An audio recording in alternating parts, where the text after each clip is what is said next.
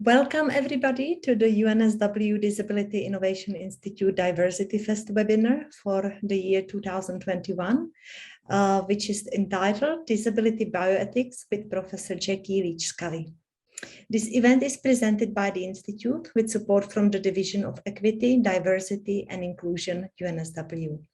My name is Iva Strnadová, and I work as the academic lead research for the Disability Innovation Institute, and I also work as professor of special education and disability studies at the School of Education at UNSW. I would like to first acknowledge the Camaragal people of the Eora Nation, who are the traditional custodians of the land, which I am speaking to you from now, and the Gadigal and Bedigal people of the Eora Nation, who are the traditional custodians of the land on which UNSW Kensington campus sits on. I pay my respects to the elders past and present, who hold the memories, traditions, culture and hopes of Indigenous Australia. And I would also like to extend that acknowledgement to all Indigenous people with us today. As we share our knowledge, teaching, learning, and research practices across our universities, we also pay respect to the knowledge embedded within the Aboriginal custodians of the country. I would also like to do a little bit of housekeeping before we start. So if you want to contact us, and if you have any questions during the event, or if you have any difficulty and you can't use the Q&A function, please email us at dyyU@unsw.edu.au. Also, our media are providing the live captioning today. And if you are unable to see it, please email us at the same email, dyyU@unsw.edu.au.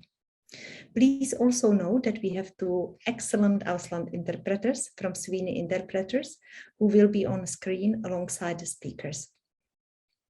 The audience Q&A questions will be conducted via the Zoom Q&A function at the bottom of your screen if you are on a web browser or on your mobile device.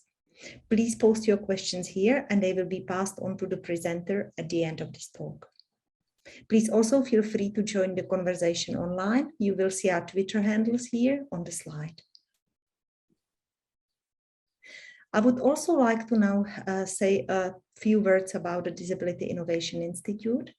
The UNSW Disability Innovation Institute is a world-first initiative which is focusing on disability research, education, and knowledge exchange.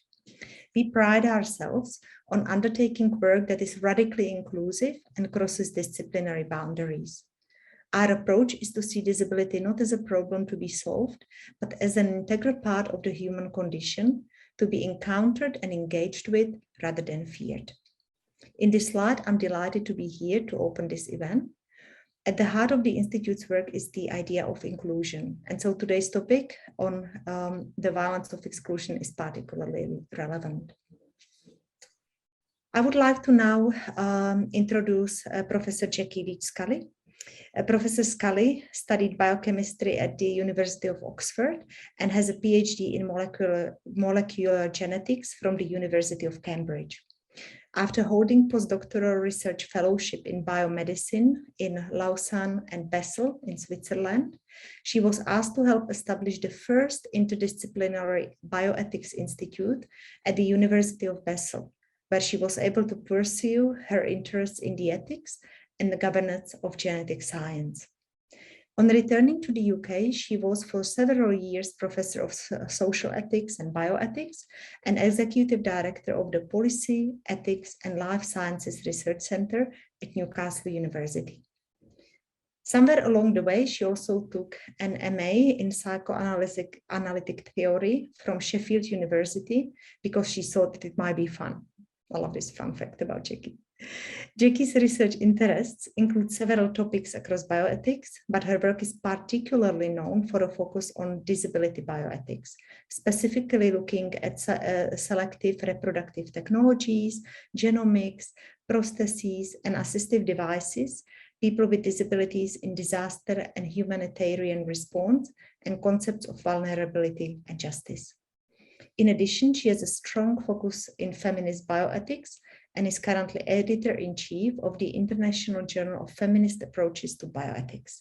She is a fellow of the Academy of Social Sciences and of the Royal Society of Arts of the UK, holds an honorary professorship at Newcastle University, and has been an activist for disability rights for over 30 years.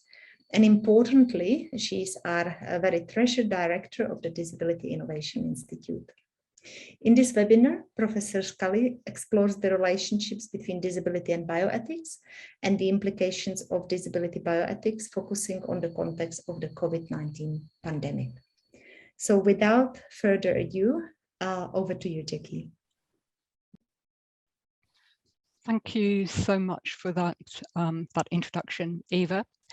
I'm going to try to share my screen immediately so that we will know immediately whether or not it's actually working.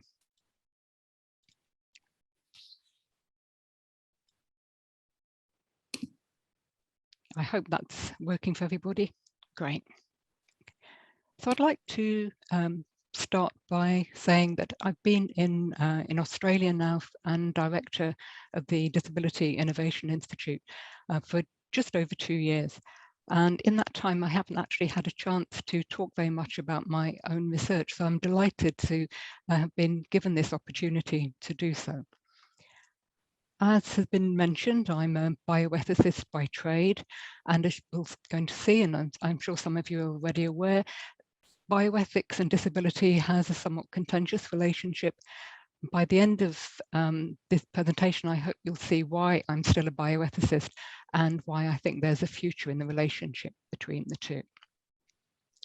So just to clarify, first of all, because I know not everybody is very familiar with it, what is bioethics? Bioethics is a very young field. It's been around since about the 1970s. And it aims to examine the ethical issues that are raised in medicine, health, and life sciences. And it tends to focus on advances in life science, innovations that raise or appear to raise novel ethical dilemmas. And I'm saying appear to raise because sometimes what appears to be a very new ethical dilemma is actually a very old one, but dressed up in a sense in new technological clothing. Those ethical problems, ethical issues can arise from the implementation of new biomedical technologies. For example, if we develop a technology that will keep very premature babies alive, that raises new ethical issues. But it can also arise from the impact of science and technology on the way we think, and way we think about important things like our values, about what human life is, about consciousness, about subjectivity, and so on. Now, bioethics is traditionally a very philosophically based discipline. Most of the bioethicists who are active in it come from backgrounds in philosophy, sometimes in law, sometimes in medicine. And because of that disciplinary background, there is a tendency in bioethics to take very abstract and very decontextualized approaches to ethical issues, and that has implications for disability, as we'll see. I'm pleased to say that there is, though, increasing input from the social sciences, a more empirical turn in bioethics, and a lot of impact from feminist approaches in general. Biomedicine, medicine, healthcare, basically focuses on interventions to avoid or cure or reduce the impact of conditions that are felt to compromise health, make people ill, or that are disabling. That means that a lot of what bioethics does is about evaluating the ethical permissibility of those interventions, about deciding whether or not it's morally right to use that technology or that practice or not. Immediately, you can see there are some very strong implications for disability. Those issues tend to be particularly ethically contentious and heated at the very beginning of life and the very end of life. So again, for example, the questions of very premature babies and keeping them alive, or questions that might arise about palliative care and end-of-life processes. And it's because of that that the Finnish bioethicist Simo Wemas said rather provocatively back in 2003 that the relationship between bioethics and disability has traditionally focused on killing. In other words, bioethics and disability has tended to have a pretty tense relationship. And that relationship, I think, was not helped by some events in the 1980s and onwards. And many of you will be very familiar with the name of Peter Singer. He's one of the most prominent Australian philosophers, very eminent, now actually at work in the US. And in 1979, he published a book called Practical Ethics, which said a lot of things. And some of the things it said were had an impact on ethical decisions around newborns who were born with disabling conditions and the kind of treatment choices that were made around them. And many disabled people and many disabled people's organizations found the claims and the arguments that he was making highly contentious. That led to a number of protests by disability activists. You can see a photograph there with placards saying Singer says it's okay to kill, and so on.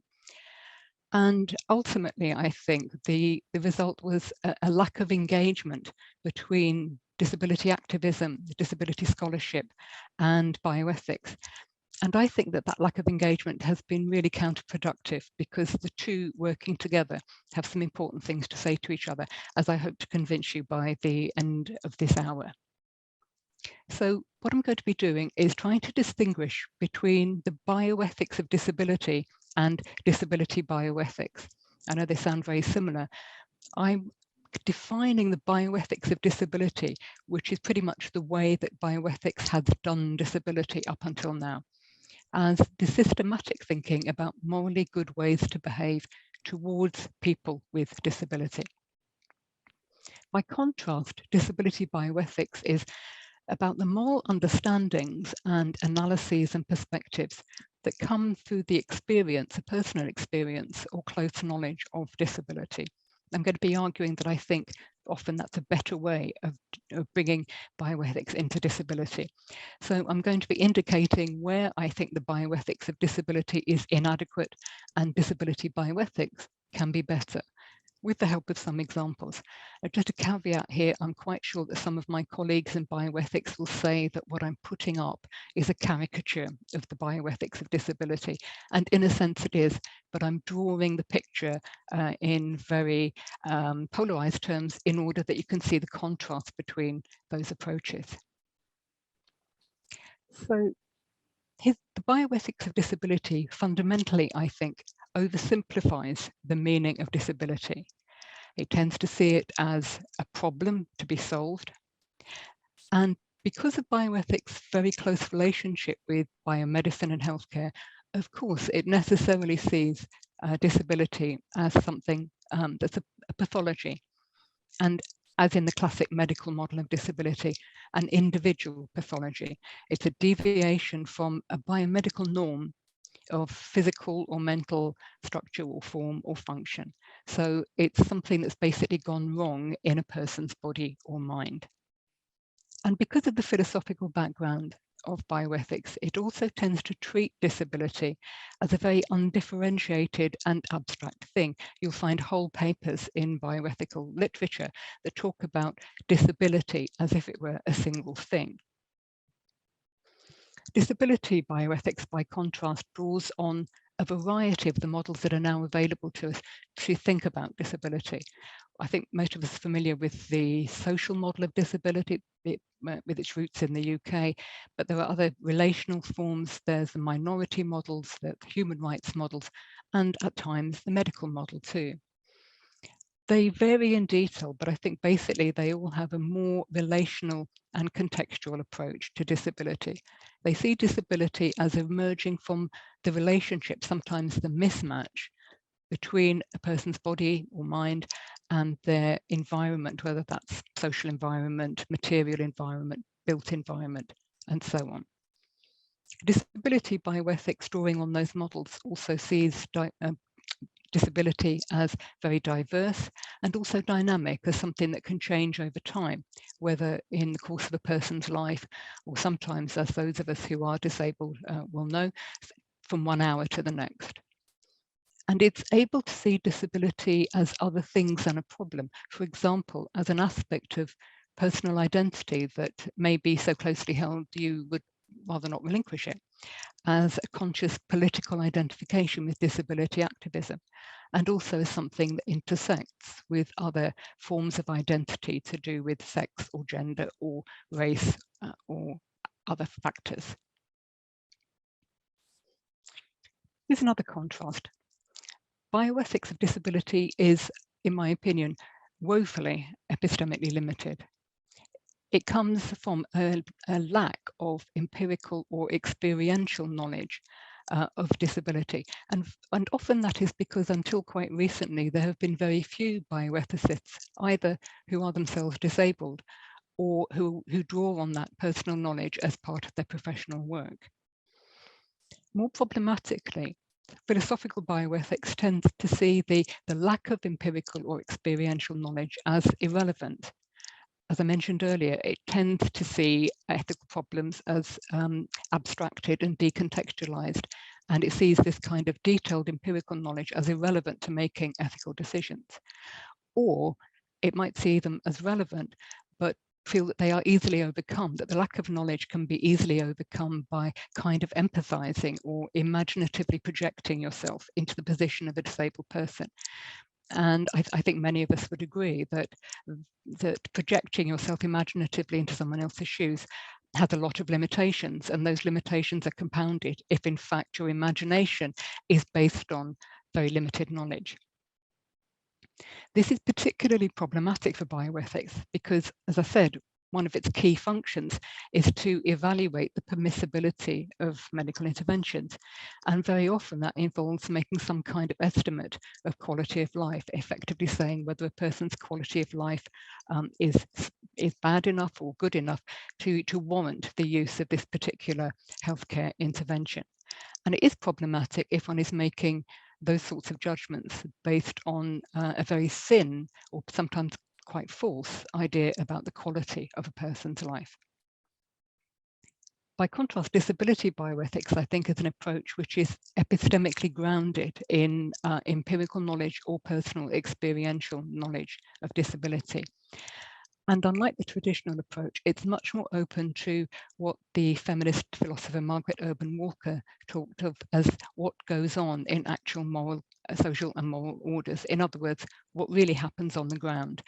And it's open to the idea of trying to find out in granular detail what really happens on the ground before making its judgments.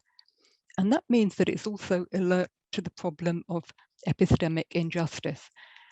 Epistemic injustice is an idea that has become very popular over the last 10 or 15 or so years.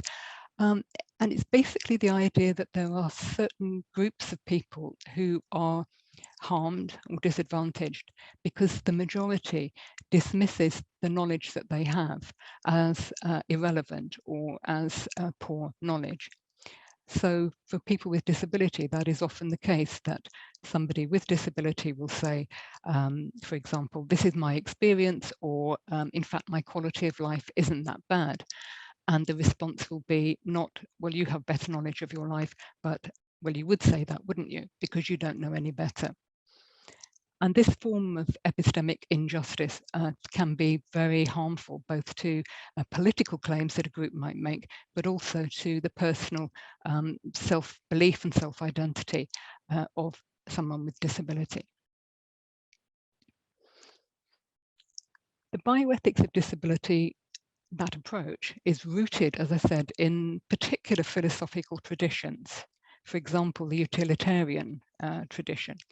And those philosophical approaches tend to have very particular views of persons, of the people involved, the actors involved in a situation, and of the way that you frame the situation itself, a situation of ethical difficulty or moral trouble. It's particularly a decontextualized approach, prioritizing pulling out the minimum of knowledge that's necessary, or it's felt to be necessary to make those judgments. It's also very disembodied. Traditional philosophy is, I think, deeply wary of the idea of the human body. It would kind of like us to float above our bodies the whole time.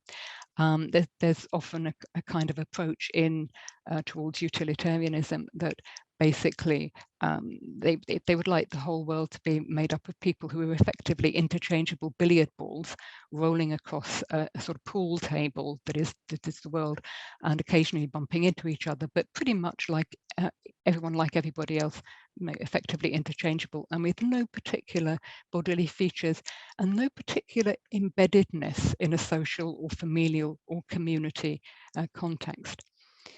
And that leads towards a particular kind of focus on the problem, a very narrow focus, very often looking solely at the individual or one or two people around them.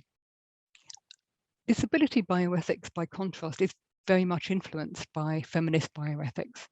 And because of that, it's open to acknowledgement of the moral significance of the body and of bodily difference.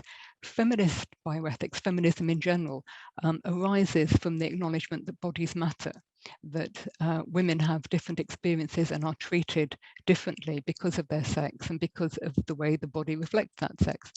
And similarly, with disability bioethics, there's an acknowledgement that the way disabled bodies are has implications for the way that they experience the world and are treated by others. Like feminist bioethics too, disability bioethics is attuned to the kind of power dynamics and hierarchies that run through society and that ensure that some people have more voice and more access to articulating that voice than others. Bioethics of disability, by contrast, tends to treat everybody as being effectively equal in power and equal in their ability to contribute to the discussion. Obviously, disability bioethics is alert to the issues of disableism and ableism. And I'd also like to point out that I think it's more conscious just generally, in the same way that feminist bioethics is, of bioethics' broader responsibilities. That narrow focus of the bioethics of disability, I think, tends towards a view that it's sort of okay to have thought experiments that may be quite outrageous sometimes, and forgetting that they actually do have implications in the wider world. And I think the disability bioethics is much more aware of that wider responsibility. The feminist philosopher Eva Kittay, who writes a lot on disability and has a daughter with disability, in 2009 wrote, "It's ethically irresponsible to fail to consider the real world consequences of bioethical input, for example, into policy and practice, but also on public thinking about what is normal, what is abnormal, what is disability, what is not, and how one should treat people with disability." And if there's anything that I fault Peter Singer and other bioethicists like him for, it's less to do with the kind of arguments that they put forward, because I think they have a right to put forward difficult arguments, but it's the irresponsibility of failing to consider that the arguments that they're putting forward might have really hard consequences for those at the sharp end of these debates and discussions. And I want to have a quick look here at the particular example of COVID-19 and the pandemic, and particularly where I think disability bioethics could have brought in, and hopefully will continue to bring in, a different perspective. And this is a particular issue which gripped a lot of people, of pandemic triage. In a pandemic like COVID-19, there's an unusual pressure on healthcare resources, the kind of healthcare resources that are normally reasonably adequately available, whether that's beds or staff or medication or access to intensive care, become much more restricted and may even be rationed.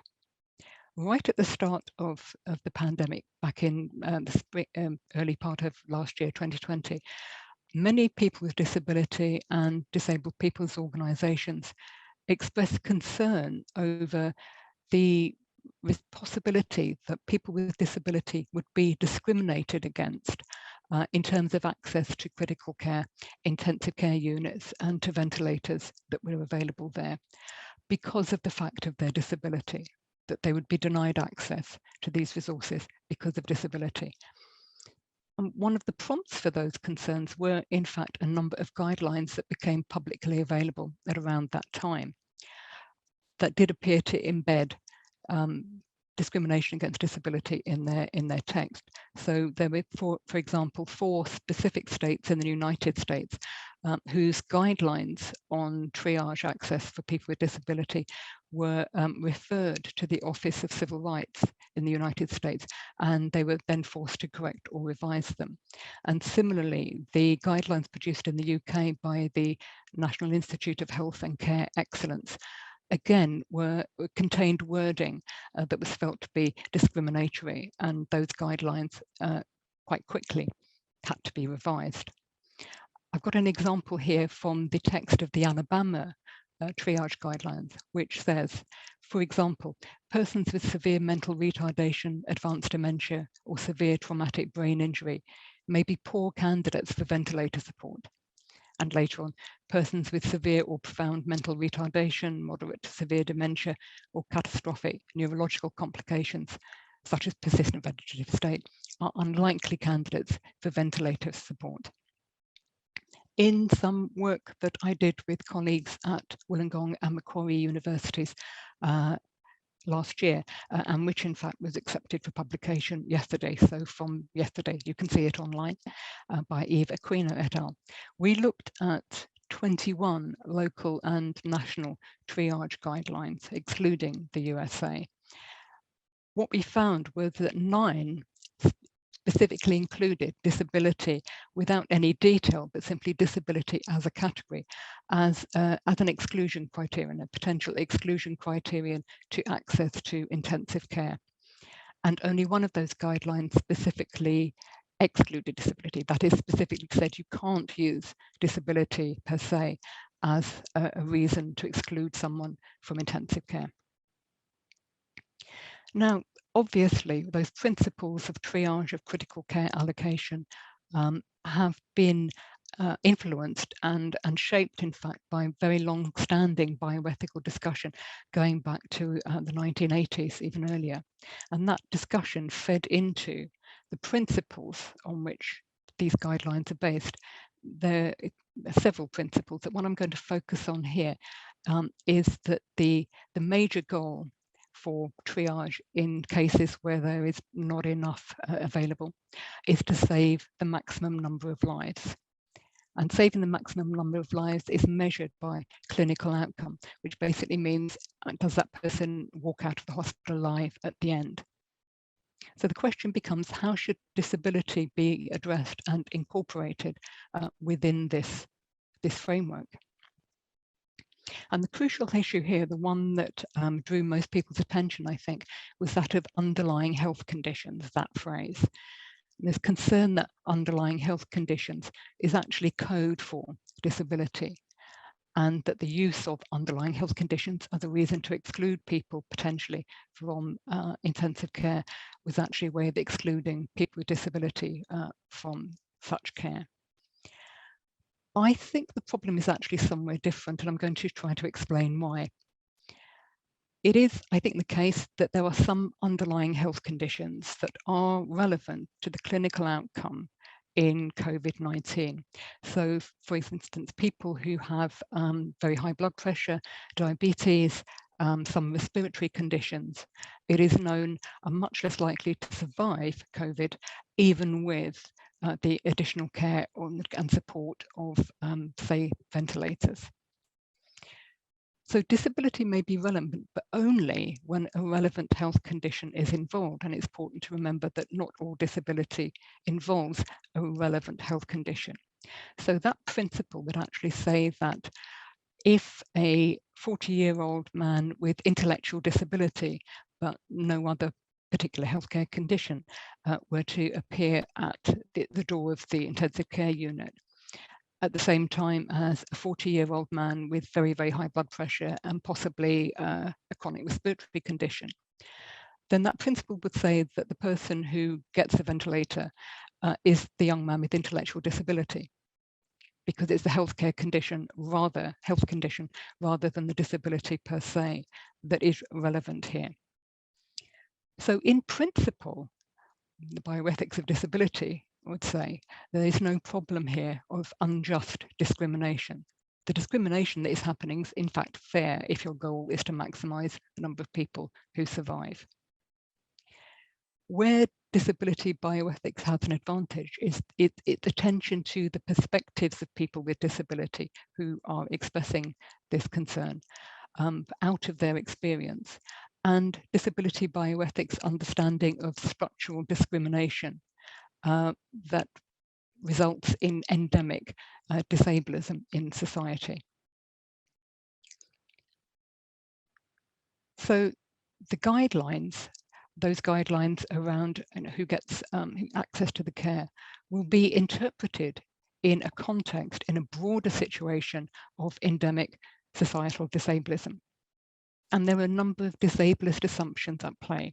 There's the assumption that people with disability inevitably have underlying health problems. We know that they don't, but there is an assumption that they do. There's an assumption that people with disability are naturally more vulnerable to illness, to death.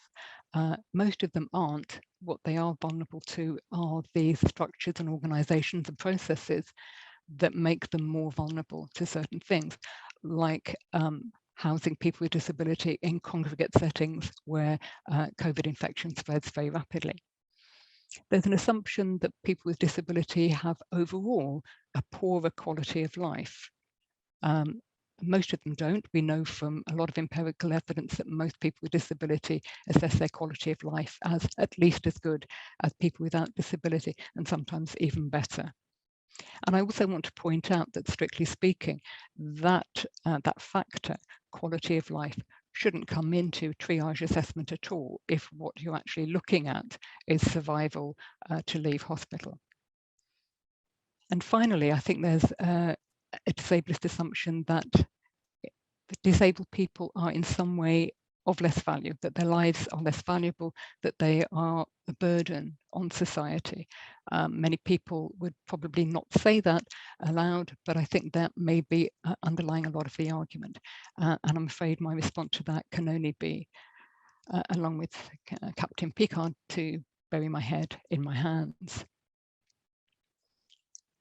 So disability bioethics analysis gives us a different kind of insight. It can see the way in which disabled attitudes can influence the interpretation of the guidelines, that wording, unless it is very, very specific, will be contaminated by some of those unconscious, perhaps, assumptions. And it's also very aware that people with disability are made disproportionately vulnerable by societal failures.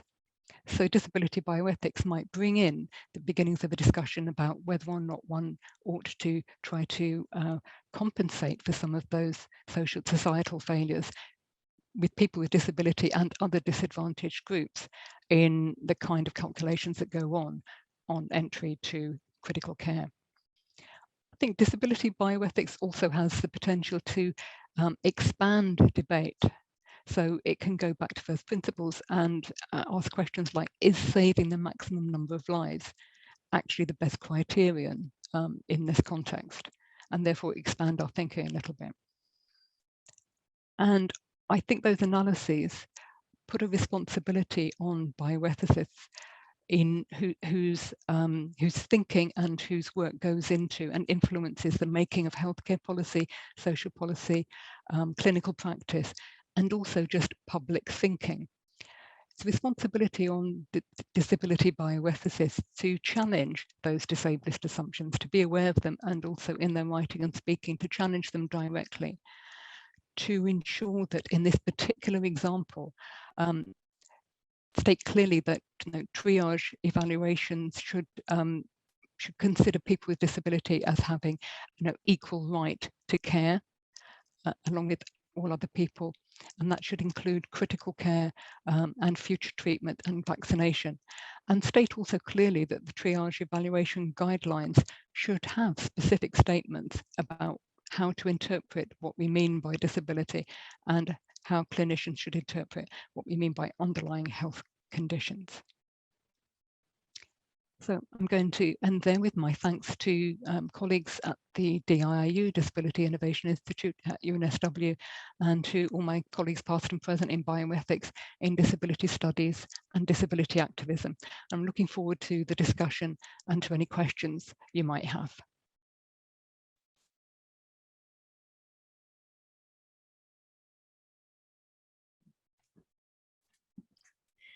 Thank you so much, Jackie, for a fantastic presentation.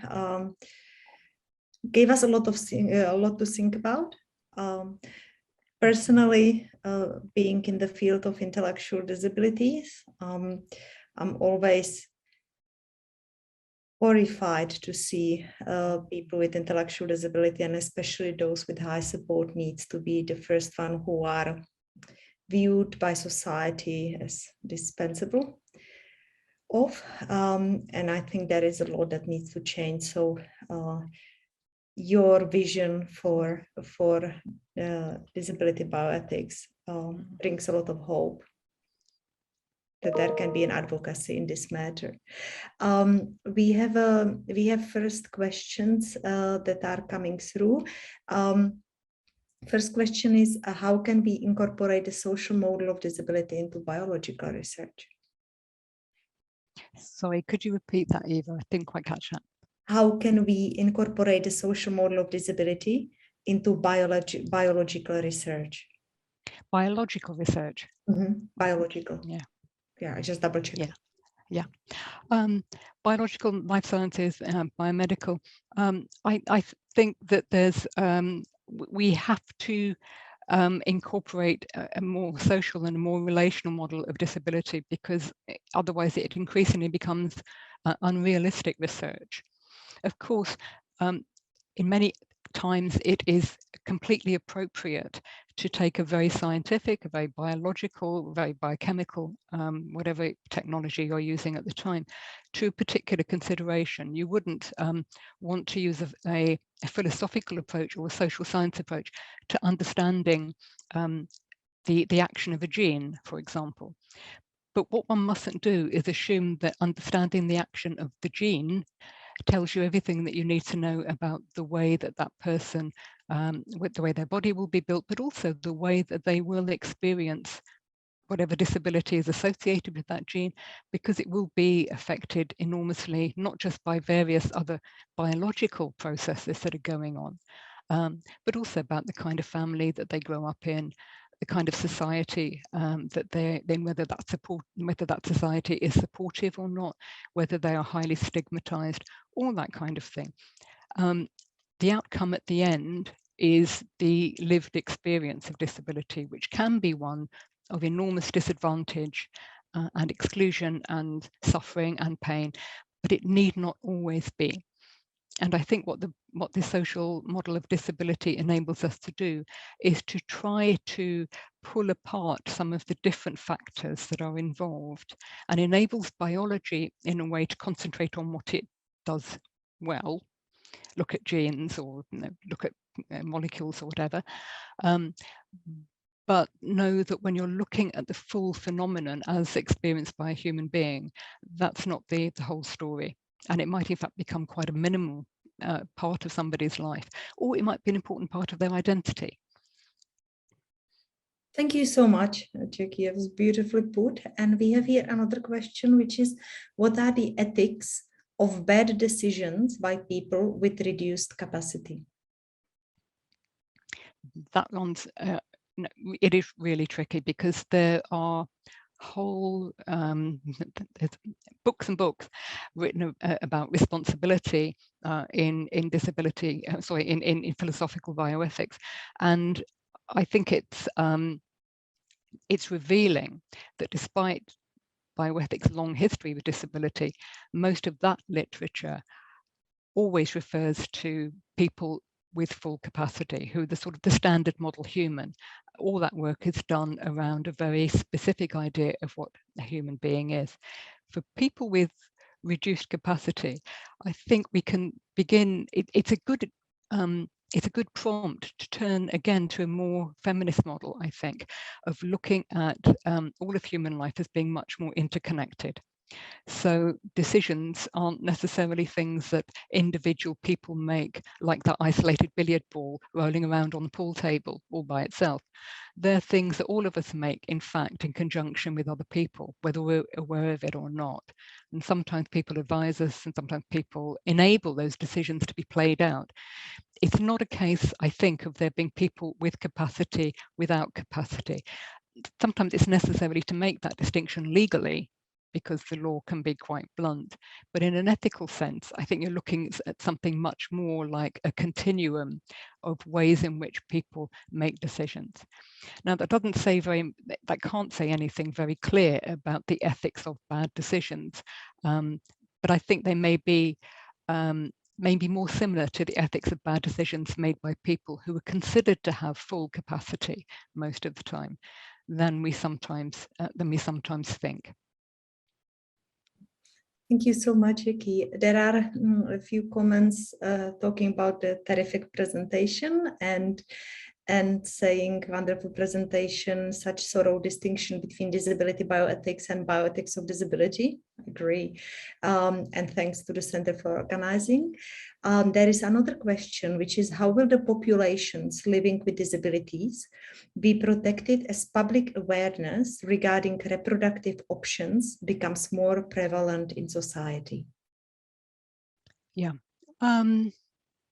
That's quite a large area of the kind of work that I do and have done for many years around particularly prenatal testing, prenatal selection, and the decisions that are made around that. There is also, of course, the associated ethical question of people with disability having access to, for example, assisted conception and so on if they need, and that is also a difficult problem, separate problem. One of the things I'm most concerned about is that there's a normalization of making these kinds of choices and decisions, a routinization in prenatal care, which means that people can very easily get onto a kind of conveyor belt of being part of a medical process, which assumes that they will undergo certain tests and also assumes that they will make certain decisions at the end of those tests. And there's quite a lively debate in bioethics about the right, if you want to put it like that, of people who to make use of reproductive technologies like prenatal selection. Those who might want to increase the chances, let's say, of having a child with their own disability rather than having a child without a disability. That's quite a contentious area as well. The real concern is about the routinization and the way in which I think not just for people with disability but the wider population will begin to take it for granted and take it as read that particular kinds of decisions will be made. So it will become harder and harder for a mother or for parents to decide that they don't want to terminate a pregnancy that may have been identified as being affected by a particular disability. It will also, I think, become easier in a way to undergo these screening procedures and make decisions on the basis of them. I think in bioethics, we are acutely aware of the way that that can mean that in a sense, the threshold of intervening, possibly of having a termination of pregnancy or something like that, gets lower and lower because it becomes easier to have the tests. They're less invasive. Something like non-invasive prenatal testing is less invasive. It's presented as routine. The decision is presented as routine. And conditions that perhaps once have been considered to be really very minor, something that's a difference but that can be lived with very well, will become part of the repertoire of the broad range of things that we test for and sort of make one decision about. Thank you so much. Thank you so much, Iki. We have another question here. How can disability bioethics help us think about future people, that is, people who haven't been born yet, particularly with decisions around prenatal screening, which is very much in heart of what you were telling about. That idea about thinking about future people, would there be anything else you would add, or pretty much? I'm aware that I didn't properly answer the first question, which was about how to protect people with disability. I don't think protection is really the right word to use here, but it's an awareness of where we might be going and equipping people with disability and others with the knowledge and with the arguments to say quite forcibly, this is not a done deal, and we need to think through some of the places where we're going to be able to, for example, articulate that living with that particular disability might be an identity, that it's not a tragedy. That's an argument that comes up very often in particular disability communities, people with short stature, also the deaf community. It's still currently a very contentious area of whether or not to test prenatally for some kind of familial deafness. Many people who are deaf will say that's completely inappropriate, and others will say, out of their own experience, yes, I had a difficult life, I don't want my child to be deaf. So opinions are highly divided. All I think we can do is try to open up the debate, and that's one of the reasons why I think the disability community and bioethics should be having more profitable and more frequent dialogue. Thank you so much, Iki. I just was thinking also about another community, which is people with Down syndrome speaking up against what some of them talk about as genocide, being because of the screening, having a lower population of people with Down syndrome. So I think that's relevant too. There's a question from Professor Helen Mekosha. Do you see disability bioethics as reaching the major bioethics bodies, for example, the Council of Europe Bioethics Committee, or is more work needed? There's a lot more work needed. Some places are more open than others. There are quite a few bioethicists around who will describe themselves as disability bioethicists. More of them, I think, upcoming, but still relatively junior, and tend not to have the kind of status that means that those sorts of bodies automatically call on them. I do get the feeling that even some of the, let's say, the more senior bioethicists, not including myself here, of course, some of the more senior ones are becoming more open because of the push of argument and of the debate. They're shifting their own positions. It is important to get those views and the diversity of views into those arenas, because what can start out, as we saw with at the beginning of the talk, what can start out as being very kind of abstract thought experiments on the part of philosophers will then be picked up, and somebody will restate them in a policy committee, and the next thing you know that they're embedded in law. If I have a moment or two, Eva, I know you're keeping an eye on the time. One example there, a very, very famous example, I usually like to say that there's an entire generation of bioethicists who've built their careers on this one. It's going back now 20 years, and it's a very famous case of the two deaf women who were a lesbian couple, who wanted to use a sperm donor with genetic deafness because they wanted to raise the chances, not ensure, but raise the chances that their children were also deaf, because they saw deafness as an identity. This is not something that masses and masses of people are doing, but because bioethicists, among others, and the public too, kind of picked it up and talked about it a lot because it seems such a counterintuitive thing to so many people. There's a lot of debate about it. It happened at the same time as in the UK, the Human Fertilization and Embryology Act was being revised.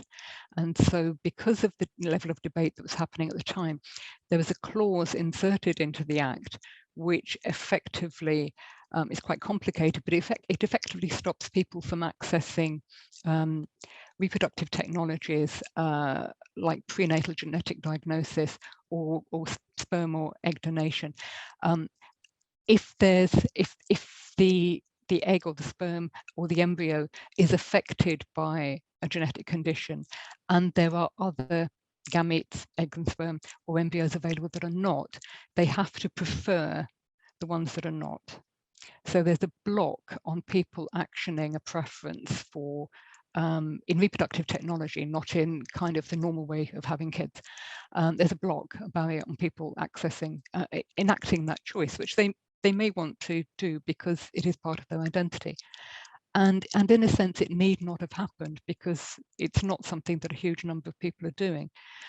It's part of that lack of responsibility that it seemed no bioethicist really at that time along the way who had access to those corridors of power could say, no, look, hold on, not only is this only something that a minority of people really want to do, but also it's sending out a hugely offensive message. You're enshrining in law a preference for non-deaf people or not non-disabled people, and that is a really bad message to be sending out. Absolutely. I also want to apologize. The last question wasn't from Helen Makosha, but Piers Gooding. Apologies. And we have another question here from Anne Kavanagh. Can you comment on the application of the fragility index in triage, particularly for intellectual disability? The fragility index? Yeah. That was the main thing that the NICE guidelines had to change, the UK guidelines. When the guidelines were first published, they were using the clinical fragility scale or index as a means of assessing people's frailty or fragility. And it was quickly realized that that was actually inappropriate because the scale was devised to reflect increasing fragility with age, which tends to go along with other kinds of physical deterioration and vulnerability. But the similar sorts of markers like needing help to do activities of daily life, needing help to get out of bed and so on, could also be applied to some people with physical or with intellectual disability who were otherwise completely healthy. And I think it was something like within 2 weeks of the guidelines being published that there was enough protest that they were corrected, and there was a public correction on the website. So that was a good move in many ways. Thank you so much, Jackie. There's a question from Helen Makosha. Helen, would you like to ask your question? Yes, can you hear me? I think I've pressed. Yes, we can. Beautiful. Thank you. It's just, I use Dragon Dictate, which I don't know how to use on here. Yeah, I just want to broaden it a little bit, Jackie. Obviously, I spend a lot more time in the community than in doing scholarly work these days. So I'm curious, all the time you were speaking, how you would see the relationship between, a bioethical stance, then you talked about broadening it out to social and relational perspectives, with discrimination. I say this because in the community, if I can be so broad as to say that, for example, there's a huge issue at the moment of lack of access of disabled people over 65 to the NDIS. And for the bulk of people who get involved in that issue and go to meetings and so on, the first thing they say is we must take a case of discrimination against the court. And falling back on lawyers, I think, is not actually going to solve anything, to be honest, because of the weakness of the legislation and the Human Rights Commission, but that's another story. Do you see, bioethicists would have a role in that? I mean, it's about age, it's about disability, it's about access to resources, which there are none for us who are over 65. So, yes, it just occurred to me that I think of bioethics as embedded in the disciplines you mentioned, like philosophy and so on. And discrimination, of course, is largely, you know, in the law. So how would you see these two coming together? Bioethics is about, you know, injustice, harm, doing the right thing, and so on, in all sort of healthcare, medical, and life science domains. So there are bioethicists who are working on issues to do with age discrimination and the overlap with disability discrimination as well. Many of them are feminist bioethicists. Many of them are themselves older feminist bioethicists, so they are speaking also from experience there, but not solely. So yeah, I'm aware of time, but I can say this: there is a lot of work going on in that field. It is always difficult to force a change in law if you feel that the law is unjust. But I think a sufficient kind of critical mass of ethical argument against a situation like that can shift it. Thanks. Thank you so much, Jackie. And we have here a great question from Kylie Valentine, who again says that it was a wonderful presentation. And she asked, could you say a little more about what feminism has to offer disability bioethics and vice versa when thinking about the relationship between autonomy and interdependence? How are we going in dismantling the billiard ball idea of people, while at the same time promoting the choice and independence of people who are often denied this? Yeah, I think feminist philosophy, feminist ethics of care, but not just the ethics of care, has been very positively influential here in terms of thinking about disability too. I would generally, my own position, my own argument would be that we have, unlike the billiard ball model, you know, we are all of us interconnected, and that's what feminist bioethics would say, I think too.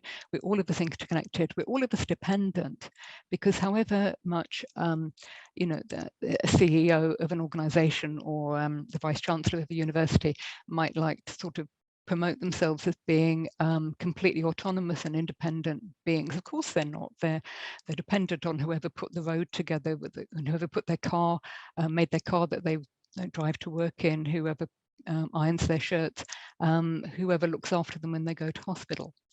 So we're all of us aware of and dependent on, reliant on. Therefore, we're all of us vulnerable. What we tend to have as a society is an unspoken of cutoff point, at which point those dependencies are normalized. So beyond that point, they're just what everybody needs.